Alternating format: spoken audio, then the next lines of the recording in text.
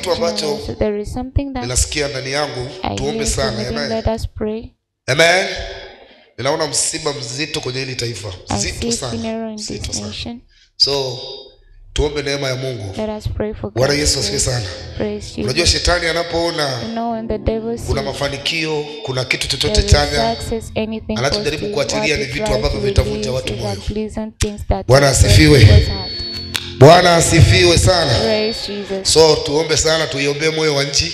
Let us Amen. pray for the heart of the Tuombe moyo land. wa nini?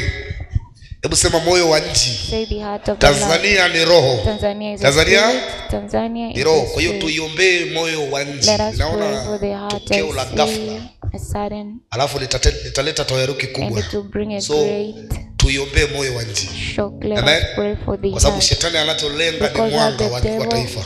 targets Lakini Mungu wetu ni is Mungu anaishi. Mpe Yesu the makofi light. mazuri. Make a glorious life for Jesus.